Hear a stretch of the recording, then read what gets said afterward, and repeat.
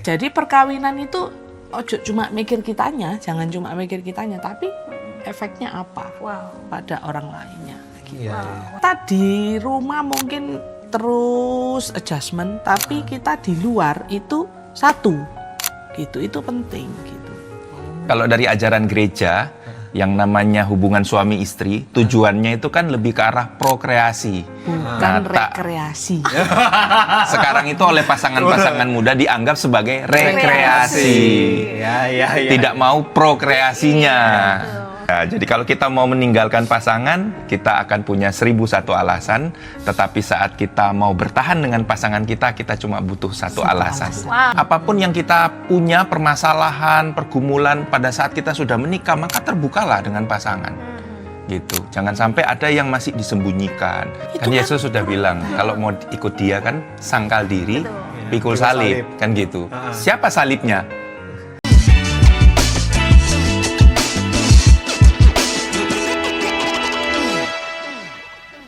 Kembali lagi di Celoteh Domba. Kak Mar, ini karena kemarin obrolan kita tuh kayaknya kurang gitu ya. Jadi hari ini narasumbernya tak panggil lagi. Puji Tuhan mau. Karena benar, kemarin waktu kita bahas tentang bagaimana ketika masuk dalam dunia pernikahan itu Betul, married is scary ya. banyak sekali yang merasa diberkati. Betul. Ternyata banyak orang juga semakin mempersiapkan diri, terutama yang single ya. Betul. Semakin banyak belajar juga bahwa pernikahan bukan hanya tentang cinta-cintaan doang. Betul, Ya. ya. Ada hal-hal lain yang penting yang harus disiapkan. Hari ini kita bakal lanjutin pembicaraan kita. Betul Ya. sekali. Langsung aja kita sambut Ko Joy sama Celinda. Shalom. Spesial. Spesial ya. Shalom. Ini part 2 ya. betul. Kemarin kita sudah ngomongin married is scary. If God is not involved. Nah, ya kan itu kira-kira persiapan orang dari sebelum menikah mau ke menikah. Nah, sekarang kita akan ngomongin pernikahan awal. Kira-kira dari mulai menikah sampai nanti anak beranjak remaja lah paling enggak ya. Kita nanti akan ngomongin itu. Apa sih C masalah awal pernikahan ya? Misalkan baru kita menikah, masalahnya itu biasanya apa sih, C? Oke, kalau berdasarkan pengalaman praktis ya, itu di awal-awal pernikahan yang pasti itu tidak bisa dipungkiri punya cara-cara sendiri yang kadang bisa memicu perbedaan itu runcing.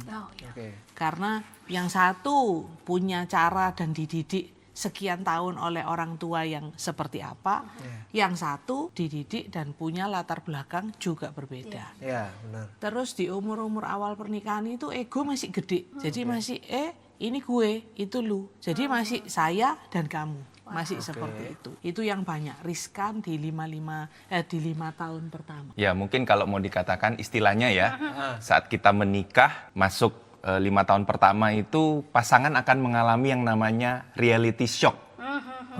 Ya, karena saat mereka belum menikah, mereka pasti banyak ekspektasi, banyak harapan, banyak bayangan-bayangan yang indah. Begitu mereka menikah, mereka menghadapi yang namanya realitas atau kenyataan yang sebenarnya. Dan biasanya sifat-sifat yang betul-betul real dari dalam diri masing-masing orang itu akan keluar setelah mereka menikah. Kalau begitu bagaimana kok? Kan tadi Cece bilang mungkin egonya masih tinggi, aku atau kamu. Ya, bagaimana menyatukan kedua hal yang berbeda ini supaya tidak lagi menjadi aku atau kamu, tapi menjadi kita. Dengan pola asuh yang beragam ini tadi. Kalau proses penyatuan itu pasti butuh waktu ya. Makanya pernikahan itu dirancang oleh Tuhan itu bukan cuma sebentar, tapi seumur hidup. Karena proses penyatuan itu akan berlangsung seumur hidup. Nah, tetapi di awal-awal pernikahan itu yang perlu dilakukan adalah adjustment, ya, adjustment. Jadi istilahnya kalau kita beli peralatan elektronik itu harus ada kalibrasi dulu. Di mana batas-batas kita sesuaikan dengan batas-batas pasangan. Kira-kira seperti itu. Misalnya, sebatas mana kalau misalnya kita bangun pagi itu pasangan masih memberikan toleransi, atau misalnya pasangan menganggap kok kamu bangunnya siang banget sih, misalnya kayak gitu. Nah itu perlu adjustment karena pasti kan dua pribadi itu pasti punya kebiasaan sendiri-sendiri. Apalagi kalau misalnya punya budaya yang totally different ya, yang betul-betul berbeda. Satunya dari pulau ini, satunya dari pulau ini, yang punya budaya yang berbeda. Nah biasanya di awal-awal akan ada sedikit perselisihan soal itu. Nah, tetapi perlu dilakukan adjustment. Kalau ngomong dari awal aku sama kamu terus mau nyatuin ke kita itu, itu kan berarti harus ada bagian dari kita yang dikikis, ada bagian dari pasangan yang dikikis. Karena kalau enggak sama-sama kengkeng dengan maunya sendiri, itu pasti akan bentrok terus gitu. Nah, untuk menjadi kita, menjadi satu, itu kalau kita ngomong dalam kitab suci ya, bahwa mereka bukan lagi dua, melainkan satu. Dan ini satu hal yang besar karena persatuan kita tuh secara roh. Nah, kalau roh kita itu gempur ya, roh kita itu enggak menyatu, roh kita ini kayak enggak sebagai satu kesatuan, enggak satu tim. Itu bisa terasa kalau sudah suami istri itu. Kelihatannya baik, kelihatannya senyum, tapi itu bisa terasa. Actually senyummu ini sungguhan apa enggak. Nah, makanya perlu terus baharui hati, baharui budi bahwa we are one gitu. Kita itu satu. Makanya kalau dalam gereja kan kita belajar bahwa kita perlu menyangkal diri itu ya. Itu proses pengudusan yang paling indah itu di perkawinan. Pada saat contoh yang sederhana, makanan bisa jadi kalau saya sebagai individu, oh saya sukanya ini, ya wis aku makan kayak gini. Koko sukanya makan kayak gini. Kalau dia ngotot maksain sukaannya dia ke saya, aku tidak bisa makan. Kalau saya maksain makananku ini yang harus buat makan, dua-dua enggak makan. Nah, sudut pandangnya adalah, emang kalau aku kengkeng melakukan ini baikkah untuk dia? Harus mikirnya gitu. Bukan untuk saya lagi. Nah, itu makanya yang dibilang ada yang bagian yang dikikis. Yang sederhana aja. Saya dulu awal married gak bisa makan durian. Gak suka durian. Baunya toh pusing setengah mati. Sama. Dia hobi sekali durian. Bahkan awal itu bilangnya gini, hanya orang bodoh yang gak bisa makan durian. Loh ya itu. Terus saya gini, letak bodohnya di mana? Itu cuma masalah durian itu.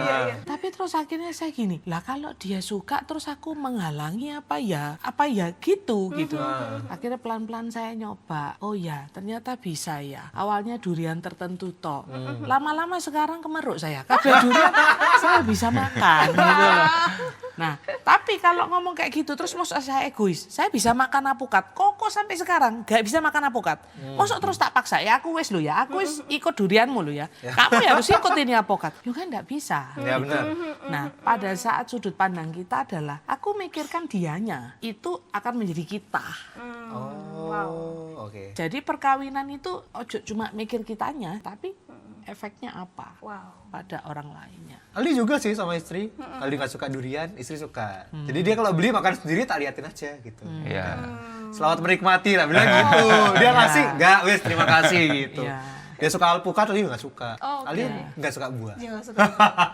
Berarti itu namanya kompromi ya? Kompromi. Tapi melihatnya itu bukan siapa yang menang dan siapa yang kalah. Nah, ini makanya kalau di kitab suci itu kan dikatakan hendaklah kamu sehati sepikir. Kita itu sama pasangan, itu kalau mau cari menang-menangan itu untuk apa sih? Loh, kita ini kan satu tim. Benar. Lah kok ngapain mau berpikir bahwa oh kamu tim lawanku gitu.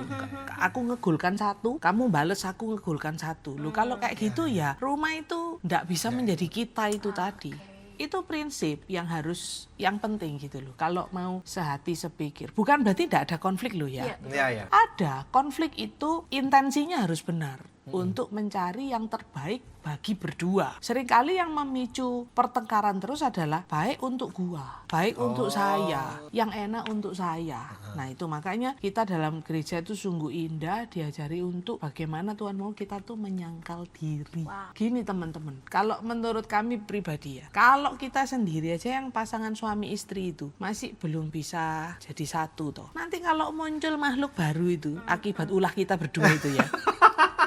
Anak ya, anak lagi dua gitu ya. Lah kalau kita sendiri aja masih ruwet gitu.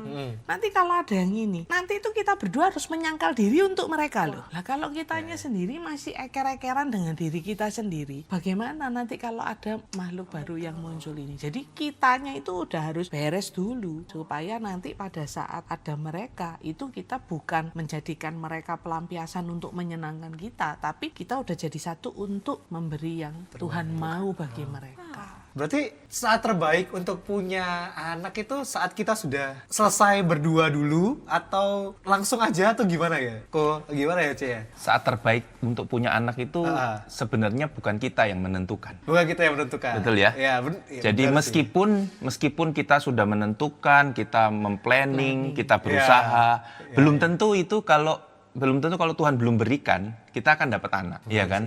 Jadi kalau prinsip saya pribadi dari awal kami menikah, maka kita tidak istilahnya gini, tidak planning, oh nanti berapa tahun lagi baru kita punya anak gitu. Saya sudah bilang dari awal, ya kita berjalan saja seperti pernikahan yang organik, yang tumbuh gitu kan. Ya sebagaimana orang menikah, perkara Tuhan mau kasih anak itu nanti itu adalah haknya Tuhan. Karena seharusnya pada saat kita memutuskan untuk menikah, maka kita sudah tahu tujuan pernikahan. Yang salah satunya adalah terbuka pada kelahiran keturunan. Nah, terus apakah itu fair? Kalau begitu setelah menikah, baru kita bilang, kayaknya aku belum siap deh punya keturunan.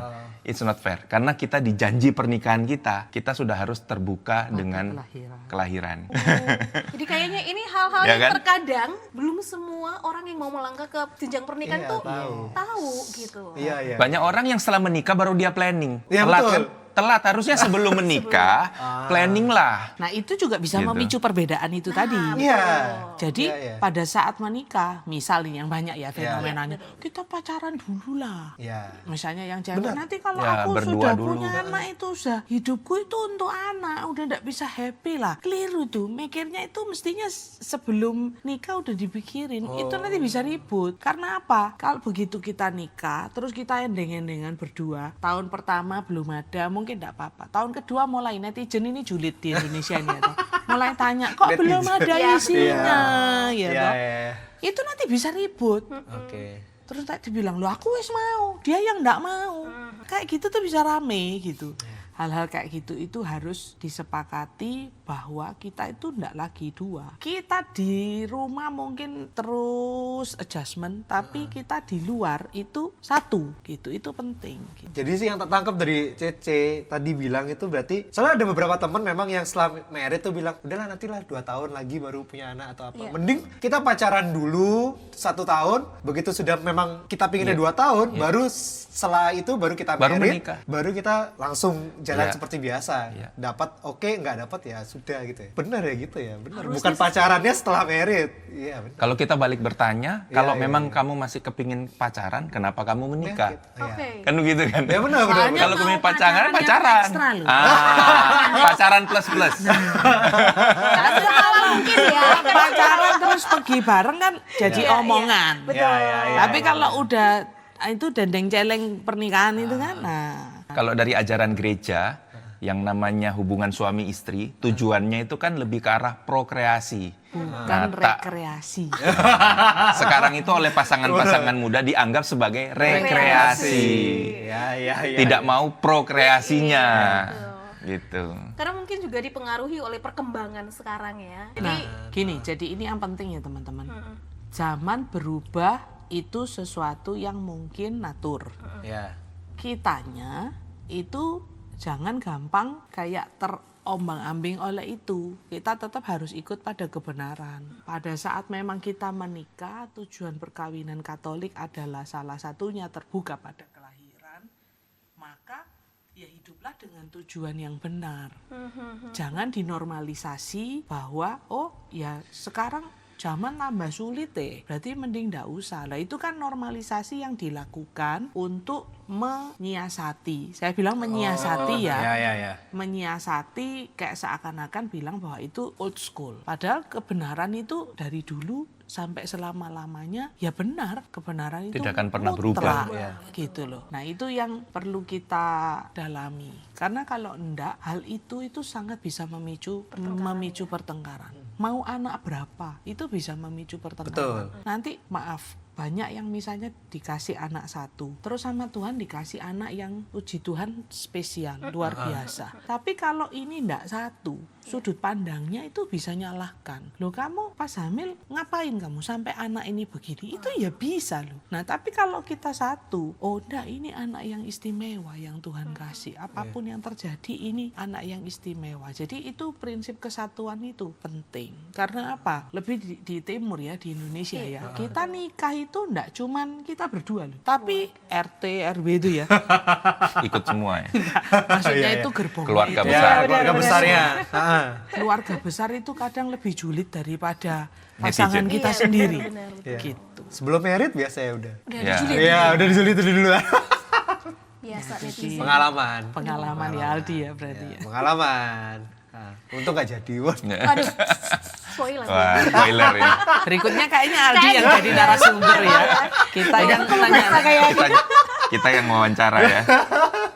Kak, mau tanya. Jadi kemarin, waktu podcast yang kemarin, kan kita sudah ada ngomong setelah tutup, kita masih ada ngobrol-ngobrol kan. Iya. Aldi itu sangat-sangat ingat sama obrolannya Koko sama Cece ya. Koko sama Cece ini sudah banyak banget konsultasiin banyak orang, ya kan? Sampai Cece bilang, udah tahu orang ini mau cerai atau enggak? Sudah kelihatan titiknya. Nah, dan kalau nggak dipotong titiknya itu, wah ini 14. pasti Bubar. bisa gitu ya. Karena banyak temannya Aldi sendiri, bukan banyak temen ya, sorry. Jadi ada temen lah beberapa, ada yang pacaran lama, nikah cuma 3 bulan, akhirnya cerai. Terus ada yang baru setahun, 2 tahun, akhirnya cerai gitu kan. Itu kira-kira titiknya tuh apa ya? Apa ya C ya? Dan gimana caranya kita bisa potong? Maksudnya tanda-tandanya tuh apa sih? Biar kita tahu, biar kita bisa tahu, oh ini bisa mengarah ke sana nih, kita harus ngapain? Biar nggak sampai bisa Action, cerai itu. Titik yang paling kita bisa deteksi itu adalah cara berpikirnya. Oke. Cara berpikirnya. Jadi kita sudah bisa, kita bukan paranormal ya, Iya. yang bisa meramalkan mereka, oh ini pasti bakalan cerai atau apa enggak. Tapi kita melihat cara berpikir mereka, yang biasanya cara berpikir itu membentuk pola. Oke. Nah kalau dia berpikir begini, nanti dia akan berpikir, setelahnya dia akan berpikir begini, setelahnya dia akan berpikir begini. Nah dari banyaknya data yang kita sudah terima selama ini. Nah, kalau cara berpikirnya begini, nanti kurang lebih ujung-ujungnya dia akan berpikir begini dan ambil solusi seperti ini. Nah, itu yang kami bilang biasanya dari awal tuh udah lihat, wah ini kok cara berpikirnya kok kayak gini ya.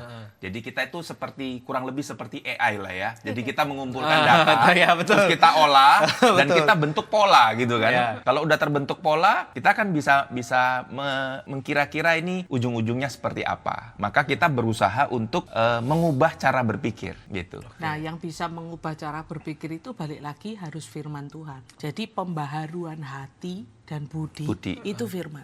Kalau kitanya ngomong, oh misalnya kita cerita, kayak si A lo, kayak si B, itu pasti akan ada penyangkalan bahwa itu Beda kan kondisinya. beda. Ya. Dia kayak gitu, nggak pernah merasakan sakitnya saya gitu ya misalnya ya. Kalau ini kasus misal yang banyak affair gitu ya. Oke. Tapi kalau kita balikkan kepada firman Tuhan bahwa kamu dipersatukan Allah loh. Apa yang dipersatukan Allah nggak boleh diceraikan manusia. Itu firman mutlak itu, nggak bisa goyang. Sama yang kedua, kalaupun itu terjadi, perintah Tuhan jelas. Kamu harus mengampuni. Mengampuni sampai berapa kali. Itu firman Tuhan. Nah itu kan misalnya menyangkal gitu ya. Yeah. Nah kalau terus menyangkal, itu yang Koko bilang tadi polanya, nah ini agak sulit ini, dibaharui budinya. Benar. Tapi kalau dia misalnya mulai gini, aku tuh pengen, tapi aku nggak kuat. Nah itu berarti sudah mulai ada hal baik. Benih itu mulai muncul gitu. Dan kita bisa bilang, mohon rahmat Tuhan, ke sakramen tobat, kamu mengaku dosa, mungkin kamu marah,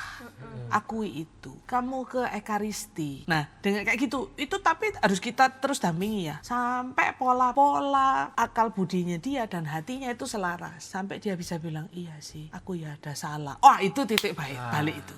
Kalau dia udah ngakui, iya sih, aku ya ada salah. Atau kalau misalnya biasanya dia bilang gini, iya sih, aku ya orang yang ada dosa kok. Mungkin di titik itu dia dosa, di titik itu aku lurus, tapi aku ya ada dosa di titik lain. Itu harapan. Atau dia Polanya bilang, gitu. Sebenarnya pasanganku ini orangnya baik.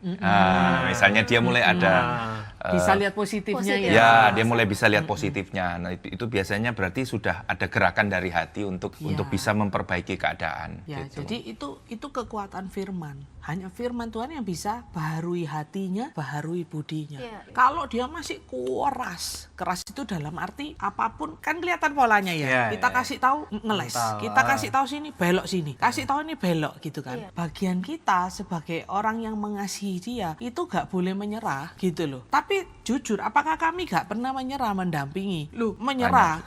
Maksudnya gini, tapi kalau di depan mereka kami fight gitu ya bersama Tuhan gitu ya. Tuhan, ini anakmu. Masa nggak bisa bersatu kembali. Tapi di rumah kita berdua nangis-nangis. Ya apa carane iki? Ya apa gitu. Ya tapi itu yang tadi kita bilang, saat di depan mereka biarlah Allah yang bekerja gitu. Allah yang berfirman. Kita cuman bilang, kamu tahu toh janji perkawinanmu apa? Terus kita kayak kaset rusak, balik ke situ terus karena hanya itu yang bisa baharui hati dan budinya. Wes toh kalau kita ngasih tahu yang bisa lah, bertahan lah, pengalamanku gini. Itu kalau kita pakai akunya yang muncul nggak bisa ngubah hati orang. Ada satu quote yang bagi saya sangat menginspirasi ya dalam pernikahan. Jadi kalau kita mau mencari kesalahan orang lain, mau meninggalkan pasangan, itu kita akan punya 1001 alasan. Tetapi kalau kita mau bertahan sama dia, kita cukup punya satu alasan. Jadi kita, bagaimana kita menggali, apa alasanmu kamu mau bertahan sama dia? Ketemu satu, itu sudah cukup. Wow. Gitu. Coba diulang buatnya. Betul. Iya, diulang buat. Desain gitu ya. Iya. Ya, jadi kalau kita mau meninggalkan pasangan, kita akan punya 1001 alasan. Tetapi saat kita mau bertahan dengan pasangan kita cuma butuh satu alasan. Wow. Iya, satu alasan aja kuat ya. Kuat. Powerful ya. Itu yang namanya titik awal komitmen. Wow. Titik awal. Jadi kalau saya sama Coach Joy biasanya dampingi orang, selalu Coach Joy nanya, apa dulu yang membuat alasanmu menikah sama dia? Dibalikkan ke titik itu. Kalau dia bilangnya, enggak ada alasan, aku enggak tahu dulu nikah kenapa. Nah, itu berarti dia belum menemukan satu alasan. Nah, kita dampingi dia sampai menemukan alasan yang sangat fundamental. Ya. Gitu. Dan alasan itu harus sampai ke titik karena kasih. Oh, itu poin utama. Harus sampai ke situ. Karena kalau enggak ada kasih, aduh merinding saya kalau kayak gini. Kalau enggak ada kasih, itu kan kasih itu menutupi segala sesuatu kan. Benar. Dan kalau dia menyadari bahwa aku ini di dalam diriku itu ada rohnya Allah. Dia tinggal panggil aja itu kasih. Dan kalau itu yang dijadikan landasan, maka semuanya itu akan bisa dia kembalikan ke titik awal itu gitu loh. Nah, tapi kalau kita masih belum bisa narik ke situ, jadi masih kok gitu matanya masih tertutupi oleh banyak hal, kekecewaan apa semua, ya enggak apa-apa, kita dampingi terus sampai dia menemukan, ya aku dari awal sih sayang sih sama dia. Itu sudah kalau kayak gitu. Nah, itu makanya teman-teman selalu temukan satu alasan untuk kamu tetap bertahan. Karena kalau kamu mau nyari alasan untuk ninggalin, gampang, banyak. Namanya nyari alasan. Iya. Yang paling sering apa? Kak cocok, Kak cinta. Arek sekarang gak ada sparkling.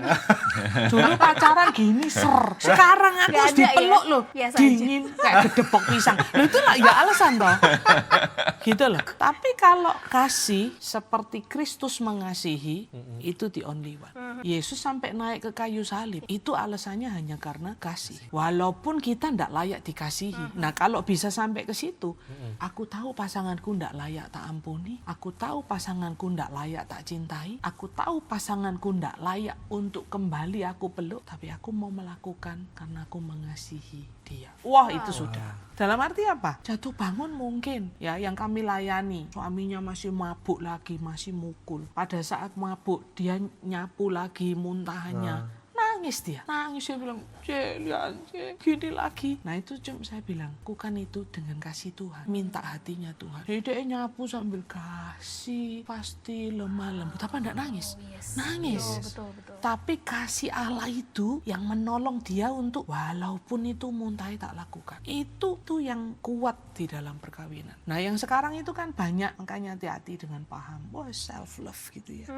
Akhirnya enggak bisa menyanyikan kasih pasti lemah lembut, enggak bisa. Yang ada apa gini? Apa untungnya aku koyongin? Coba aku enggak nikah ambek kamu dulu. Nah itu kan tipu daya ya, tipu daya iblis. Tapi kita kembalikan ke firman. Pikirkan hanya yang baik, pikirkan hanya yang benar, pikirkan hanya yang mulia. Aku lakukan ini karena Tuhan sudah mengasihi aku lebih dulu. Terlalu besar kasihnya. Maka aku melakukan ini enggak ada apa-apanya.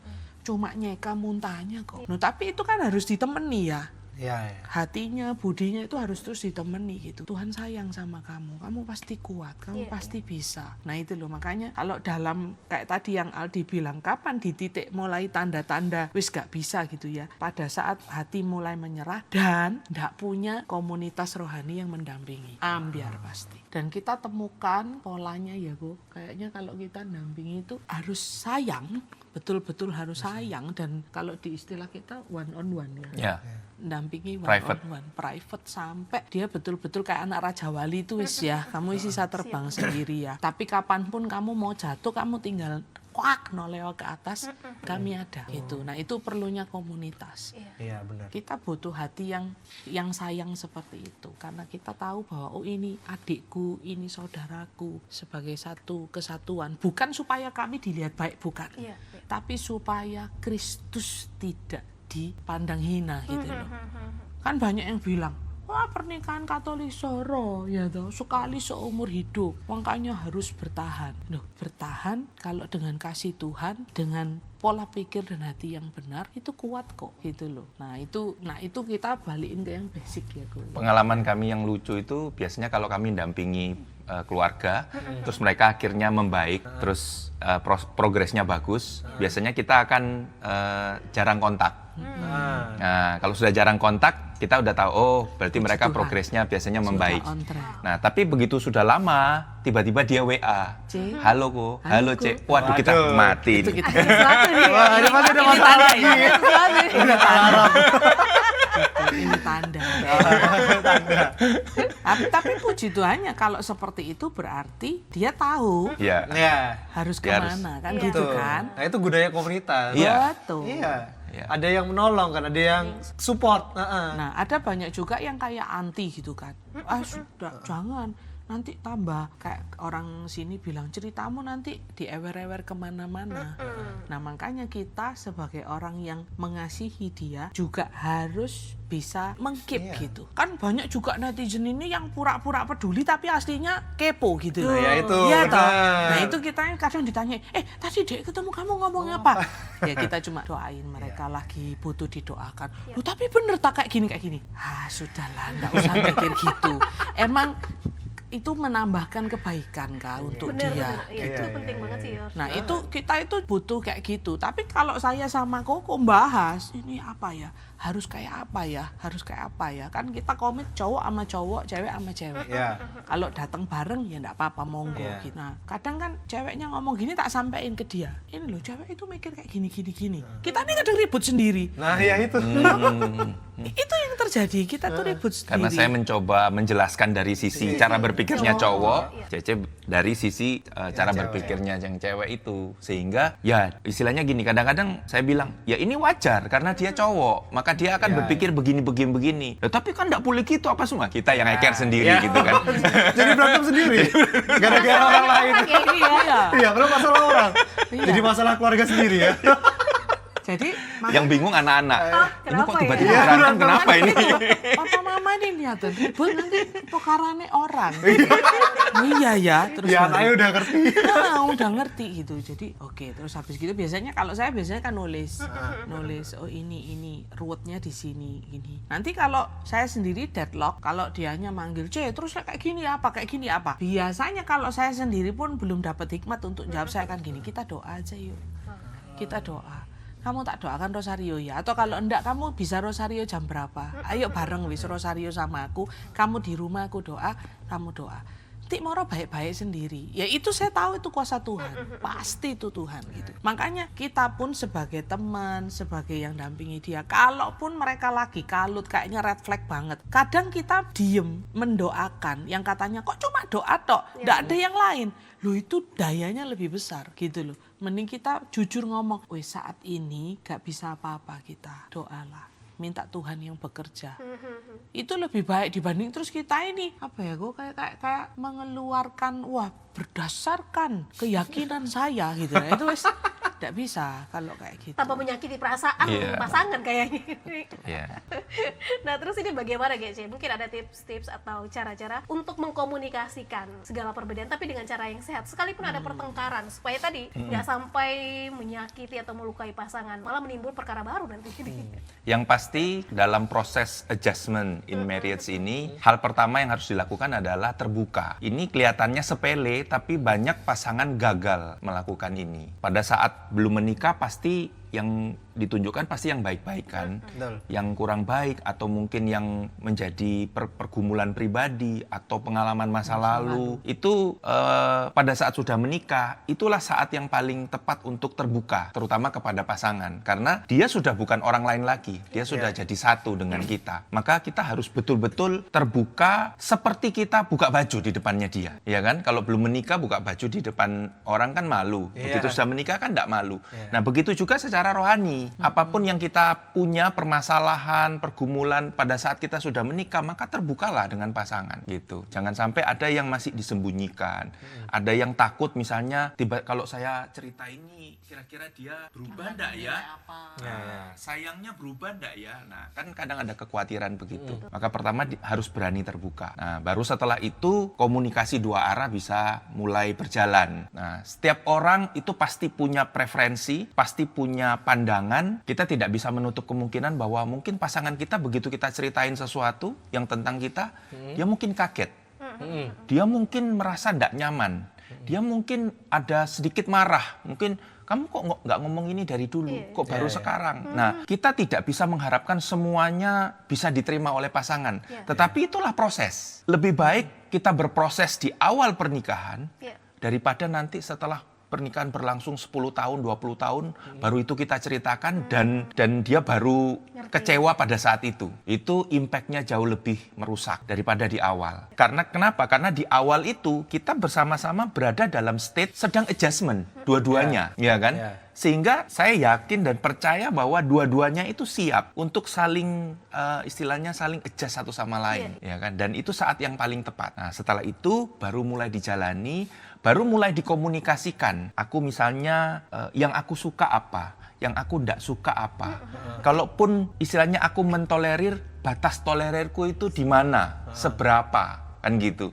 Terus kalau aku sudah mulai tidak bisa mentolerir, apa biasanya tanda yang aku berikan, ya kan? Nah itu biasanya ada adjustment sesama pasangan. Sehingga seiring berjalannya waktu, pasangan tuh semakin memahami, oh kalau dia mukanya sudah berubah begini, berarti dia sudah mulai sampai batas itu. Harus peka. Nah, itu bukan berarti kita tahu dengan sendirinya kan? Itu harus dikomunikasikan kan? Kalau saya sudah keluar kata-kata begini, nah itu berarti sudah mulai sampai ujung misalnya. Ya itu kita harus komunikasikan. Sehingga mungkin orang lain nggak tahu, tapi kita tahu gitu. Orang lain bingung, loh kok kamu kok bisa tahu ya? Dia sudah mulai emosi atau apa? Ya karena dikomunikasikan dan orang lain nggak perlu tahu. Yang perlu tahu adalah pasangan, sehingga bisa menyesuaikan. Jadi terbuka, baru setelah itu saling berkomunikasi. Itu langkah yang paling sederhana lah ya. Jadi kalau yang dimaksud Koko terbuka itu ya, harus punya dasar yang benar. Terbuka itu dasarnya bukan ke arah ego kita gitu, enggak. Bukan mengumbar ego. Bukan kayak pokoknya aku gini. Nah, kamu begitu. Ngerti ya? Bukan. Tapi menyampaikan kayak iMessage gitu. Misalnya, aku capek loh, saat ini aku capek. Flat aja. Itu yang makanya butuh juga jaga hati dulu. Kan di Amsal kan dikatakan jagalah hatimu dengan segala kewaspadaan. Nah dari situlah terpancar kehidupan gitu kan. Jadi kita jaga hati dulu, kita tenang, kita doa, Bunda Maria tolong aku untuk bisa menyampaikan dengan tenang. Jadi misalnya kita bilang, aku capek, flat aja. Tapi pertanyaan saya, apakah responnya selalu baik? Kan tidak. Betul. Oh, kita kan tidak tahu disposisi hatinya. Mungkin pasangan kita, wah aku lebih capek 3 kali lipat. Aku sakingnya diem. Nah, tapi kan, nah pada saat itu terjadi, kita tetap pegang firman Tuhan. Jagalah hatimu dengan segala kewaspadaan. Pada saat kamu ya capek, oke kita pause dulu ya, break dulu ya. Mungkin aku di sini dulu, aku tak nonton, yang tenang. Aku tak, biasanya kalau Koko main apa kok game apa sih, dus tembak-tembak gitu, fighting gitu, biar dia tenang. Nah itu perlu. Karena kalau enggak, kita terbuka tapi jadi ngawur gitu. Loh kami berdua itu enggak menyangkal loh bahwa kita pun itu juga pernah kepleset. Sudah doa, sudah siap-siap, nanti responnya gini pun ambil nafas tenang. Tapi juga bisa kepleset gitu loh. Nah makanya itu yang perlu terus dibangun adalah satu kepercayaan bahwa kalau aku ngomong hanya dia yang mengerti aku. Dia tahu aku ndak punya maksud apa-apa, ndak punya maksud nyerang dia. Aku cuma pengen ngungkapno apa yang tak alami, tak rasakan. Kalimatnya Koko selalu kalau udah ngomong deep gitu, dia selalu bilang gini ke saya. Kalau bukan ke kamu aku cerita, terus aku cerita ke siapa? Iya. Nah itu jadi dari situ itu kita tahu bahwa, ayo kita tahu bahwa ini adalah tempat aman kita untuk cerita. Itu dulu yang menjadi dasar terbuka. Jadi sampai kadang aku bilang sama Koko gini, kita suami istri itu enaknya apa? Ada hal yang ke siapapun kita nggak bisa cerita. Bahkan ke orang tua pun mungkin kita tidak bisa cerita. Pun kita nggak bisa cerita. Tapi hanya ke pasangan. Hanya ke kamu yang aku bisa cerita. Nah itu kalau kita udah bisa sampai kayak gitu, itu yang Koko bilang keterbukaan yang benar, bukan keterbukaan yang mengumbar. Nah terus setelah itu kita perlu belajar teknik berkomunikasinya. Itu yang makanya teman-teman di Indonesia banyaklah belajar, punyailah literasi yang baik, cara ngomong, kapan perlu ngomong, nadanya, kata-katanya. Kadang itu bisa kepleset satu nada aja naik tit gini dikit bisa konslet gitu. Makanya jangan berhenti belajar, sama kayak kalimatku yang lalu, jangan berhenti belajar. Pernikahan itu adalah sekolah seumur hidup. Pada saat kita misalnya kita kepleset di yang ini, kita terus belajar, oh ya aku kemarin salah timing, salah titik, salah nada, salah apa. Bukannya malah gini, orang kok nggak mau ngerti. Nah, kalau kayak gitu arahnya ke orang lain. Tapi harus selalu gini, ayo aku salah. Aku tadi mesti ini ngerem dulu. Mesti ini jangan gini. Nah bayangkan kalau itu di pihak saya melakukan introspeksi ke saya, di pihak Koko juga melakukan introspeksi sendiri, kan ini ada jeda yang enak gitu. Tapi kalau ini nih terus menggonggong atau sayanya terus menggonggong, itu yang bikin tidak bisa nyaman. Nah kami berdua itu punya mekanisme, tidak tahu ya, mungkin ini dirasa aneh gitu ya. Tapi mekanisme kami adalah kami sering bilang gini, kalau sampai udah ribut rame gitu ya, salah satu dari kita akan sepakat bilang ini, salah satu akan bilang ini waktunya tarik handrem. Tidak perlu dilanjutkan. Bukan berarti terus tidak dibahas ya. Untuk di titik itu ngerem dulu. Karena kalau tidak tabrakan ini. Nah biasanya kalau sudah kayak gitu, saya enggak rame-rame, saya nyalain lilin di ruang doa. Koko biasanya nyetel lagu rohani, atau kalau enggak dia pergi ke gereja, dia doa di Gua Maria, adorasi atau apa. Saya di depan salib itu nangis, kadang ngomong Tuhan kok gini. Tapi itu adalah jawaban yang terbaik. Kadang Tuhan ya enggak jawab, ya diem. Tapi itu juga jawaban. Tuhan kan cuman gini, loh lah kamu toh sing salah. Mungkin loh ya Tuhan bisa ngomong gitu. Kalau sudah kayak gitu terus biasanya saya buka firman Tuhan, saya buka Mazmur, saya buka Amsal, itu terus yang memperbaiki, menegur kelakuan saya. Oh ya saya yang salah gitu. Terkadang apa ndak? Ini tantangan yang kedua, lek wis tahu salah, ego. Kok enak minta maaf, kok nyimut. Nah, itu juga perlu komunikasi. Kadang apakah perlu dikatakan, apakah perlu dengan perbuatan, apakah dengan yang mendekati saja dia tahu bahwa saya minta maaf. Nah itu komunikasi yang tadi Koko bilang tiap pasangan punya preferensi sendiri-sendiri. Tapi itu harus dicari, harus digali terus ya. Harus digali. Setelah mendengar ini ya, maksudnya sharing, saya tahu pengalamannya Cilinda sama Koko Jo ini luar biasa ya. Dan saya juga banyak belajar. Jadi pernikahan itu sebenarnya indah ya sih. Sangat karena indah. Tempatnya belajar. Kok saya mendengarkan sharingnya itu bagaimana bertumbuh bersama tadi gini itu loh, gini ya. Kita itu ya, orang Katolik itu ya, bapak-bapak gereja itu wis nulis bahwa perkawinan Katolik adalah sarana pengudusan. Setiap kita dipanggil untuk hidup kudus. Kita bisa hidup kudus kalau kita praktek kudus, betul kan? Tempat prakteknya itu di mana? Ya perkawinan itu wis. Itu praktek pengudusan yang saya ada lawan kalau orang loh ya apa? Iya benar. Ngampuni itu yang Tuhan ngomong 70 kali 7. Mungkin Koko ngampuni saya udah lebih itu. 70 kali 7 wong cerewetnya kayak gini. Loh iya toh. Betul toh? Iya. Gregetan tapi tetap harus gitu kan? Kan Yesus sudah bilang kalau mau ikut dia kan sangkal diri, Betul. pikul Pikul salib, salib. kan gitu. Siapa salibnya? Pasangan Anda masing-masing gitu. Gue jangan lihat salib, lihat meme gue. Salib kita itu ya itu. Tapi itu membawa kita pada kekudusan loh. Jadi gereja Katolik itu wis toh, bapak-bapak gereja itu udah mikirin lebih dulu. Kitanya jangan lebih sok tahu gitu dari mereka. Benar. Nah, yang indah adalah kalau ndak percaya bahwa keluarga biasa bisa jadi sarana pengudusan dan kita bisa jadi santo santa, di gereja Katolik itu ada santo santa yang pasutri loh, ya kan? Papa mamanya Teresia Lisieux itu dikanonisasi menjadi pasutri. Apakah mereka pasutri yang hebat? Pasutri yang menyembuhkan, pasutri yang bikin mujizat? Tidak, tetapi diangkat menjadi santo dan santa karena melahirkan buah kekudusan.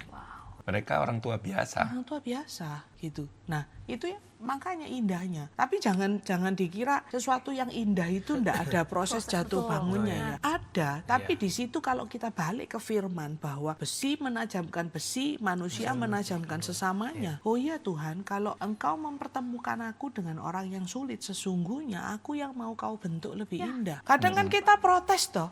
Iya. Wah, kok wangil toh? Kok wangil toh? Saya tanya, kita kalau punya kayu yang kasar, kita beli amplasnya yang keras apa enggak? Iya, yang kasar. Iya, kalau kamu pakai amplas yang halus, amplasmu kalah toh. Kamu pakai amplas yang kasar dulu kan. Iya, Setelah itu pada saat membentuk udah halus, bendak telusupan baru pakai amplas yang halus. Iya. Itulah Tuhan kita. Iya. No, pada saat mindset kita benar, enak-enak. Justru kita bisa bersyukur kalau sampai Tuhan kasih kita orang yang sulit. Berarti kita ini yang saking disayangnya loh. Mau dibentuk karakternya loh. Kan di firman dikatakan Tuhan menghajar orang yang dikasihinya. Loh, menghajarnya itu bukannya hebat, bukan. Menghajarnya itu kalimat aslinya adalah membentuk karakter orang yang dikasihinya. Sama kalau kayak kita jadi orang tua. Koko selalu bilang ke anaknya, karena papa sayang, maka papa itu kasih tahu kamu begini-begini. Kalau anaknya orang lain mau jadi apa? Urusannya papanya, kan gitu. Lu sama, Tuhan kalau mengasihi kita, itu akan ngasih kita amplas yang keras. Tapi pada saat kita udah halus, Tuhan akan gini, kamu wis halus nak, wis cantik nak, kamu tinggal tak cat, kamu tinggal tak poles. Orang ngeliatnya, apik ya potnya ya. Tapi itu Prosesnya. gosok Tuhan luar biasa. Karena kadang kita nggak siap dengan prosesnya gitu loh. Iya.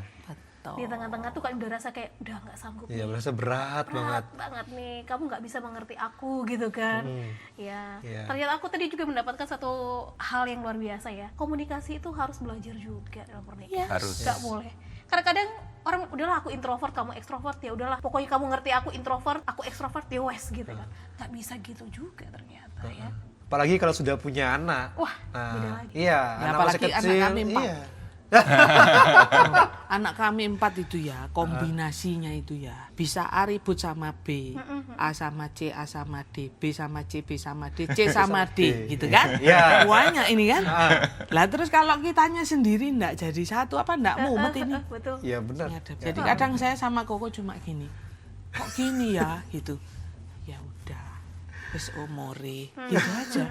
Coba kalau enggak tambah gambreng. Iya, ya, makanya punya anak sendiri menambah masalah. Ya menambah masalah sih, memang cuma ya gimana? Ya, ke satu aja berasa kan masalahnya, apalagi 4 gitu ya. Tapi tadi sudah dijelaskan, pokoknya kembali lagi ya, sudut pandang yang sama. Ya. Harus tahu kebenaran itu, harus pokoknya kebenaran itu. Tapi jadi aku merasa aku diberkati gitu.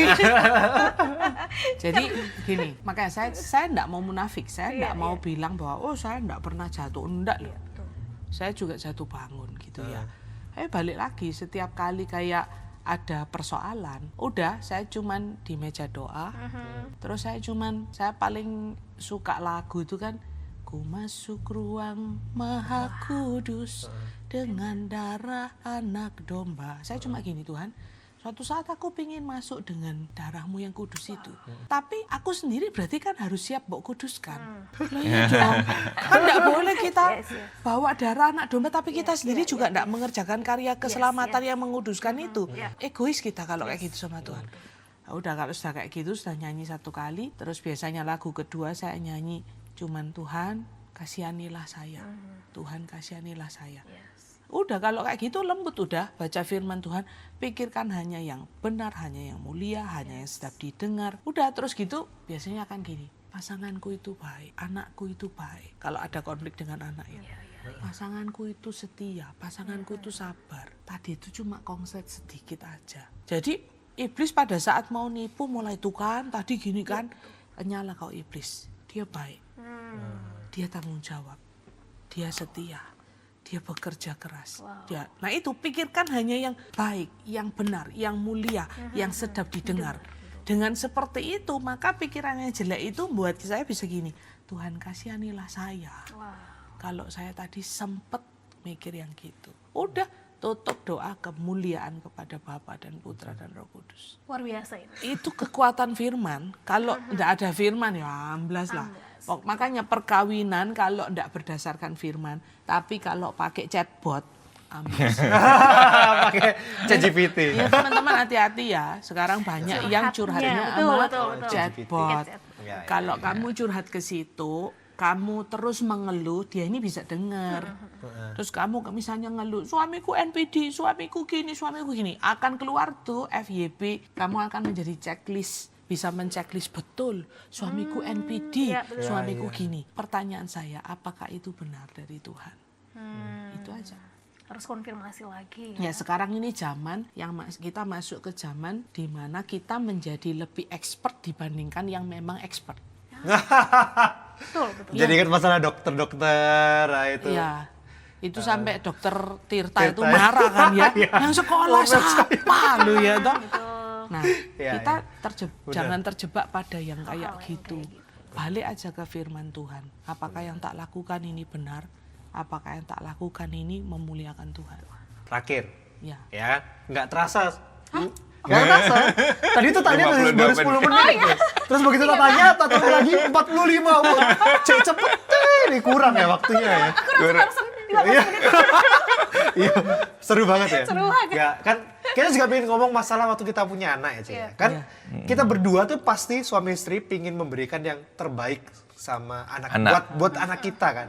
Tapi kadang versi terbaik saya sama istri kan bisa beda. Iya. Gimana caranya biar kita bisa menyamakan frekuensi biar aku baikku tuh kayak gini untuk anakku. Menurut dia juga baiknya gimana dan kita bisa kasih memang yang terbaik untuk anak kita. Nah, gitu. Nah, ini Ya. Koko yang jago nih. Intinya kita harus work as a team. Ya, dalam memberikan yang terbaik kepada anak, kita jangan berpikir bahwa aku lebih tahu, aku lebih bisa daripada pasangan kita. Begitu juga sebaliknya. Tetapi kita harus menyadari begini, anak kita akan mendapat yang sempurna, yang terbaik kalau papa mamanya bekerja sebagai sebuah tim yang kompak. Yang berarti apa? Kita harus menyadari kita tidak bisa lakukan semua. Ada hal-hal yang pasangan kita lebih bisa dari kita. Begitu juga sebaliknya. Maka istilahnya begini, jangan mengorbankan pasangan demi anak. Seringkali itu yang membuat yang namanya itu shifting priority. Jadi prioritas kita itu bergeser dari pasangan ke anak. Dan menuntut pasangan kita untuk memahami, untuk mengerti bahwa ya ini seharusnya kamu harus ngalah. Kita sekarang fokusnya ke anak, kan gitu. Nah, padahal pasangan kita akan maksimal dalam memberikan yang terbaik buat anak kalau dia pun mendapatkan perhatian kita yang maksimal. Maka itu harus ada balancingnya, itu harus ada penyeimbangnya, gitu. Kan sering terjadi, misalnya, oh begitu ada anak, papa itu udah tempat tidurnya kan geser ke ranjang sebelah atau ke ranjang bawah. Yang tidur sama mamanya kan anaknya, kan gitu kan.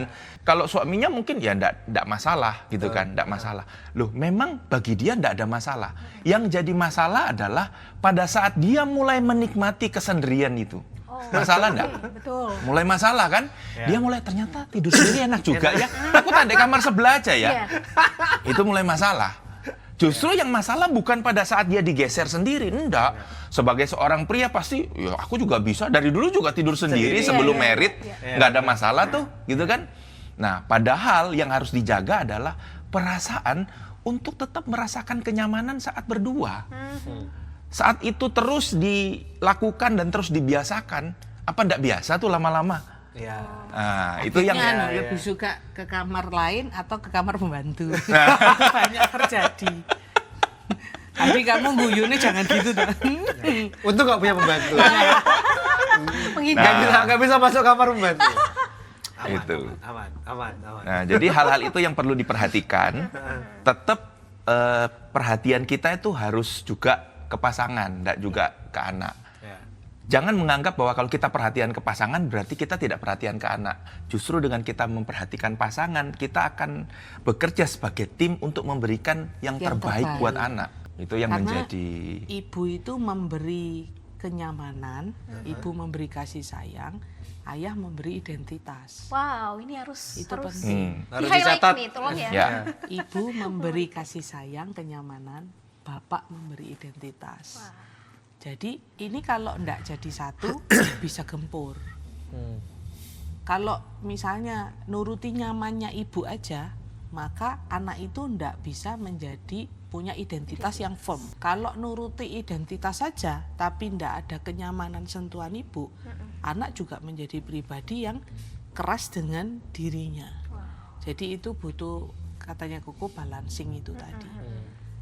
Misal yang sederhana, kalau kayak ke anak cowok, contoh ya, kayak Koko selalu bilang, dulu anak saya karena ada yang susah makan, masih tak suapin. Koko bilangnya gini, hal itu memang nyaman, membuat dia nyaman, membuat kamu juga nyaman, dia makan banyak, menurut kamu secara asupan gizi oke. Tapi itu tidak membentuk dia menyadari bahwa dia anak yang udah gede. Harusnya udah waktunya makan sendiri. Katakanlah dia ndak habis, ndak apa-apa. Nanti kalau lapar nyari sendiri, dia akan nyari gitu. Nah itu kan satu identitas yang Koko berikan ke anak bahwa kamu udah gede. Kalau lapar bisa cari sendiri. Nah kalau itu saya ndak menerima itu bahwa yang dilakukan Koko itu yang terbaik untuk dia. Maka yang tak lakukan, mungkin sorry kalau banyak yang di tempat lain juga melakukan ini. Diam-diam sini tak suapi. Kamu makannya kurang, wis ojo nuruti papamu memang nggak ngerti gizi. Nah kalau kayak kamu gitu, makannya kurang, tidak gede-gede. gede-gede. Iya kan? Ya, Ngomongnya gitu Nanti kan. kalau nggak gede, papamu nyalain. Nah itu berarti kita mengedepankan ego supaya dia nyaman, kita nyaman, tapi identitasnya runtuh, gitu. Dan sebaliknya.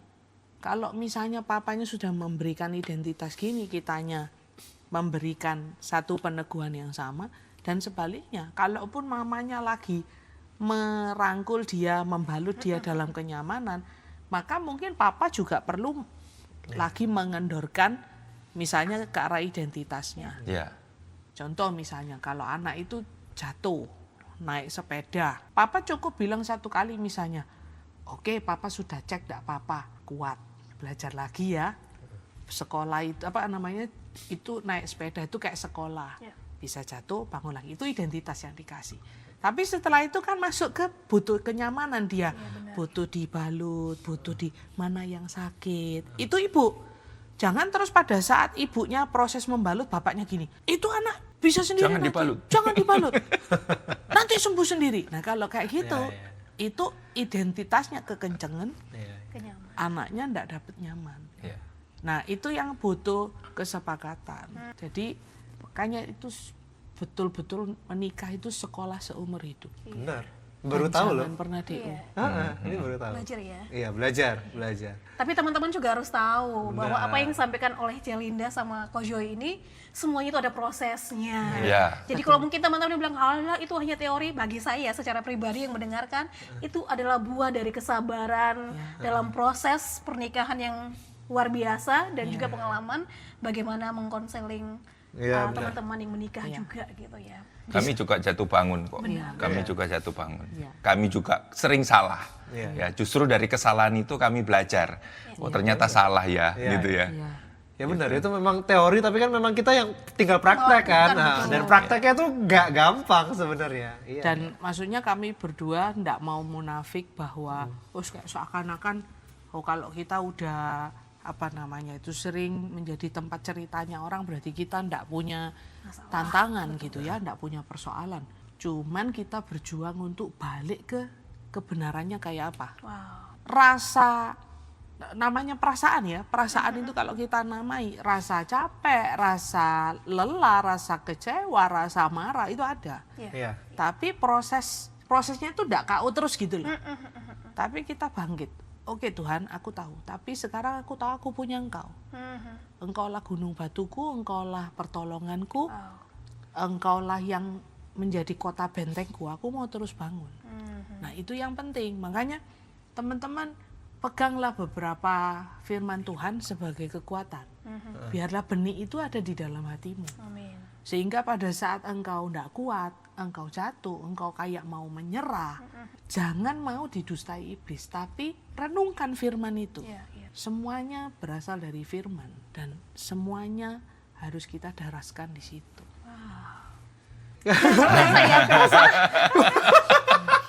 Menarik banget ya. Jujur saya sebagai yang masih single yang belum ini, tapi saya banyak belajar dan saya tahu bahwa pernikahan itu sebenarnya diciptakan oleh Tuhan itu indah. Indah.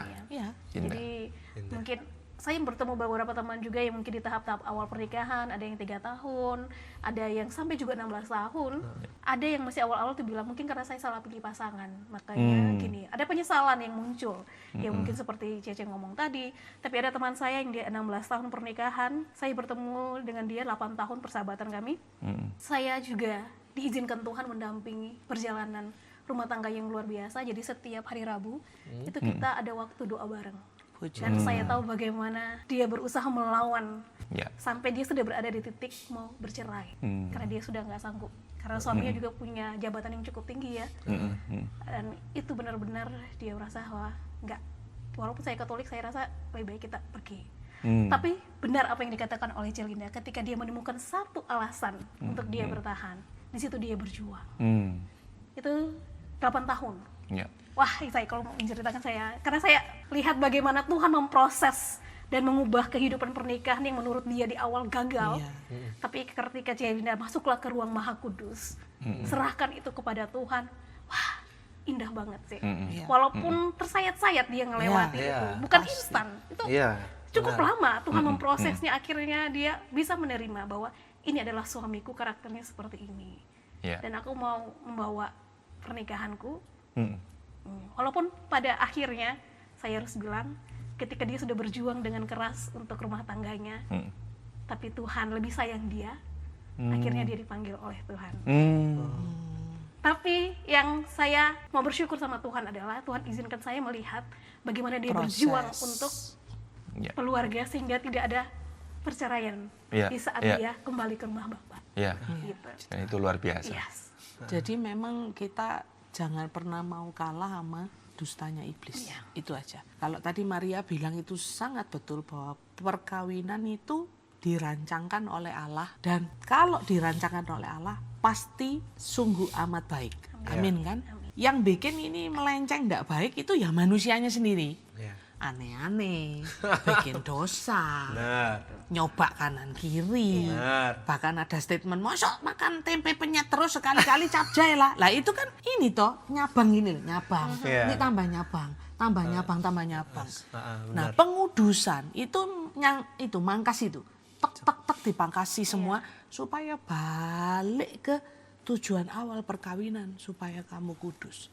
Itu kalau kita paham betul indahnya rancangan Tuhan, wis toh, gak sempet mau mikir yang aneh-aneh, karena kita tahu Tuhan tidak pernah merancangkan kecelakaan, rancangannya pasti damai sejahtera. Yang bikin celaka itu kita sendiri, kita yang tidak mau diproses, maunya instan, maunya cepet, maunya ya yang sederhana. Kita itu ya menua. Mosok mau diformalin, ndak bisa ada kerutnya, ndak boleh melorot, kan ndak bisa. Lo itu pun nikmatilah, pandangilah kerutannya, menua bersama, itu kan proses. Nah pada saat ndak mau, aku mau terus kenceng kayak dulu, mau kayak gitu, itu akhirnya kan apa? Ya ini mulai nyabang. Andai kayak Brad Pitt, andai kayak Angelina Jolie, andai kayak J.Lo yang seksi. Itu akhirnya apa? Memicu penyimpangan itu. Nggak balik ke sejak awal mula itu sudah amat baik. Nah itu tapi kan ya balik lagi butuh kedua-duanya ya.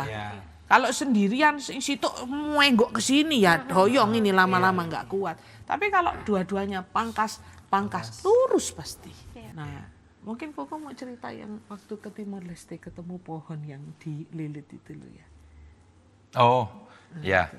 Jadi waktu saya pelayanan ke Timor Leste, kebetulan kami diajak ke salah satu taman doa gitu ya, yang ada patung Yohanes Paulus II ya. Di situ ada beberapa pohon besar yang dililit pakai kawat. Kawat duri. Dililit sampai atas. Terus saya tanya, ini kenapa ya pohonnya kok dililit pakai kawat duri? Yang ngantar kami bilang gini, tujuannya supaya dia tetap lurus ke atas. Dan ndak nyapang-nyapang. Terus saya bilang kenapa kok kenapa kok harus kawat duri? Ya karena harus yang kuat, keras dan kadang menyakitkan. Menyakiti dia. Jadi kalau dia mau miring dia akan tergores, dia akan luka dan dia tahu bahwa itu bukan arahnya dia yang benar, maka dia akan tumbuh ke atas. Saya langsung refleksi, mungkin itu hidup kita ya. Kalau kita hari ini menghadapi persoalan yang bikin kita tergores, bikin kita terluka, Tuhan mau kasih isyarat, mungkin jalanmu agak sedikit keliru. Sehingga kamu harus kembali mengarah ke atas. Lihat ke atas, tujuan hidupmu itu apa gitu. Dari hal-hal sederhana itu ternyata kita bisa menemukan ya, makna hidup kita itu Tuhan sudah rancang dan dia tidak cuman asal menciptakan, tapi dia juga mengawal kita. Dari awal kita hidup sampai akhir, bahkan sampai selama-lamanya. Contohnya maksudnya gini loh, yang kita berefleksi ya dari pohon yang dililit itu ya. Misal kayak kita itu pingin menceng tuh ya, pingin bercabang tuh ya, pingin bayangin yang lain, bayangin orang lain. Itu kan wes salah toh. Kelihatannya iblis itu selalu menawarkan kelihatannya enak. Sesaat. Nanti setelah mohon maaf terus penyesalan itu kan biasanya belakangan ya. Kalau awal pendaftaran katanya ya. Setelah nyesel, kecewanya, sakit hati yang tertimbulkan, pengkhianatan yang ndak terampuni misalnya ya. Itu yang akhirnya itu melukainya itu lebih lama gitu. Jadi sebelum kamu menceng, sebelum kamu keluar tunas, makanya Yesus kan bilang kamu baru lihat wanita dan memikirkannya dan menginginkannya. Itu kamu udah berzina di dalam hatimu. Ya jadi kayak pohon itu, mulai mau menggok aja dililit lagi. Mau menggok lagi tambah atas dililit. Tapi beneran lurus itu pohon gitu loh. Dan itulah hidup kita. Kalau kita mau perkawinan kita lurus, wes ya bu aneh-aneh. Bu belok aja gitu loh. Nah makanya mungkin berpikir, tambah ikut Tuhan tambah susah ya. Lo pasti kebenaran itu akan membentuk karakter kita. Lo namanya iblis itu kan nyari celah toh. Bayangkan kalau dililit gini kan ndak bisa kerep, kan pasti ada celah. Wah ada celah dikit lah, belok dikit lah. Tapi kalau Tuhan sayang sama kita ditambahi lagi itu lilitannya. Firman-Nya ditambah, kamu milikku. Selama-lamanya aku telah menebus. Kita udah ditebus kan? Kita udah dibayar mahal. Oh udah lurus kita sampai atas. Ya bisa kayak temannya Maria itu. Sampai atas ketemu Tuhan, pasti Tuhan cuma bilang, engkau sudah menang. Kan gitu. Keren kan? Nah itulah indahnya kalau kita paham awalnya apa, prosesnya apa, ujungnya apa. Oke, terima kasih Coach. Sama-sama. Terima kasih Celinda. Bablas lagi ya. Bener, gak apa-apa. Gak kerasa, senang sih. Sebenarnya senang dan banyak banget yang kita dapat ya. Oke. Dan kita sudah planning sebenarnya, ya. Nanti ada kemungkinan besar mungkin ada sesi 3 selanjutnya. ya. Lebih seru ya. Judulnya Puber kedua. Jangan bosan. Spill. Cut. Biar mereka nunggu, kan. Jangan bosan ya. Ini kapan ini ya? Udah tak pikirkan ya, karena saya menunggu episode itu ya. Puber kedua. Nanti ya. Gak tahu syutingnya kapan. Karena ini menurut aku secara pribadi perlu banget. Ya benar. Apalagi tentang hal ini perlu banget belajar untuk ya nanti kita akan bahas banyak tentang terkait dengan itulah. Ya, tentang itulah pokoknya ya. Ya benar, ngomongin pernikahan tuh 1 jam nggak berasa. Ya kurang aja, makanya nanti kita sesi ketiga ya. Iya. Oke, makasih Ko Joy. Terima Makasih kasih. Celibra atas waktunya. Aldi, Maria. Tuhan Yesus Ya. senantiasa memberkati pelayanan dan keluarga. Ya. Amin. Buat teman-teman semua jangan lupa follow IG HSM, follow juga YouTube HSM ya. Oke, sampai ketemu lagi di Celoteh Domba berikutnya. Dadah. Bye-bye, God bless you. Dadah.